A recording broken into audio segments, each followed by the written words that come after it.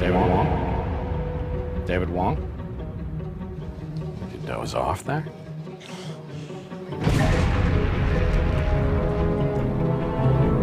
Black stuff, this soy sauce.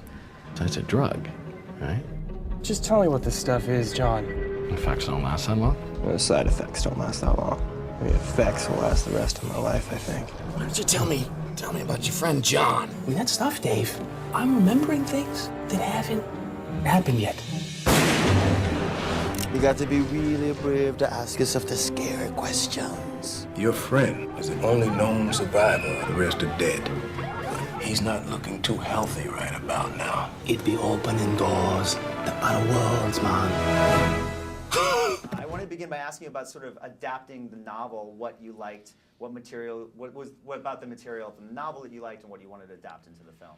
Well, a wealth of riches. There's so much magnificent material, but it's a big novel. It's 350 pages, and you know, and honestly, there were some scenes in there that I don't know if James Cameron could have pulled them off. I mean, you would have needed hundreds of millions of dollars. So those got just cut, and then it was a way of trying to take the best parts and diffuse it into something that would be palatable in a theatrical motion picture environment.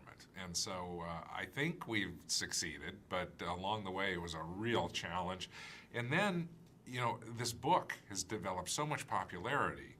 There are so many fans of the original novel now, and I think that one of the great concerns before we started screening was whether that they would be satisfied with the adaptation, and thank God they seem to embrace it, which is just a great relief. Yeah, and as an actor and a producer for you, Paul, what was it that you liked about this material and the opportunity to work with Don that really excited you about this project? Well, I'm a big fan of his movies, going all the way back to the Phantasm movies, so I was always eager to work with him, and we've tried to do other things that haven't panned out. So I just wanted to work with him, and whatever the hell it was going to be, but it happened to be this great script that I read, and I like stuff like this, and I like this kind of crazy time-bending, reality-bending sort of science fiction-y stuff like this. So it was perfect. There was no reason not to do it. You know? Yeah. And I was happy to do whatever he wanted me to do, and it was great. Playing a character like you do in this film, where we're not quite sure what he is, if he's real or he's not. Well, yeah, he gets to that point of not being sure, which is great. Yeah, well, that kind of thing is really fun. I was just saying, the opportunity to do that kind of thing does not come along very much, and to do something that uses your imagination in a way like that, that's not, you have to play a moment that's not real, that's not something that will happen to you in daily life. It's a joy to be able to do that kind of thing. I was so pleased to be able to get to do those kinds of moments in movies. I sit and watch those movies and go, I'd love to be the guy who sees a crazy spider creature come out of nowhere and then realizes he's dead in the trunk of his own car. That's fantastic. I can't wait to see it. Yeah, mind bending. I just revealed it, didn't I? God damn it. Oh, well. Sorry. I think it's in the trailer, Paul. Oh, is it? Oh, yeah. okay, good. All right, good. No, if there was a drug like soy sauce, would you guys be interested in taking that? What would you? I think absolutely. I absolutely would be. The problem is it seems like if you take this thing once, it doesn't wear off, really, does it? Well, I like that line in the film that I'm not sure that people, it might take a couple of viewings to get, was where they said, how long will the side effects last? I may last the rest of my life, maybe longer. Yeah. I mean, I would definitely try it, but that's it. Once you do it, you gotta be, Yeah. Well, and tell me a little bit about casting it. In addition to Paul, you got Clancy Brown's in the film, is fantastic, and then finding the two lead actors. I imagine that was pivotal. Oh yeah. Well, first off, when you get an opportunity to make a movie where you have roles like this to offer, where actors would want to be in it, it's so exciting to go to actors that you've always been fans of, because beyond just Paul, I mean, I've always been a great Clancy Brown fan from Highlander and Starship Troopers, one of my favorite films.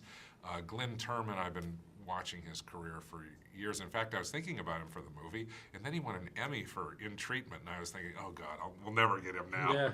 But he liked the script and came on board. And Doug Jones from Hellboy, he's so fantastic, a wonderful man, and just terrific. So we get these guys, and then the challenge then is we would have to have young actors to play our leads, and we were just so fortunate to find Rob Mays and Chase Williamson. And Chase had just graduated from USC Drama, and it was his first project he'd ever been on film. He'd never been on TV, never been on any movie, whatever. And here he is, first day on the set, doing 8 pages of dialogue with Paul Giamatti. I mean, it was He was amazing. great. Yeah. He was amazing. He pulled it off. Talk about a great graduate class. Yeah. Yeah, He was, exactly. He, Yeah, didn't, great. he was perfectly fine. He knew exactly what he was doing.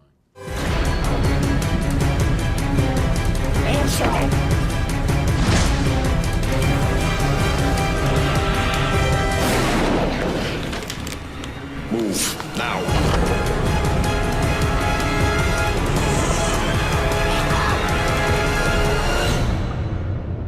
Got my attention, Mr. Wong.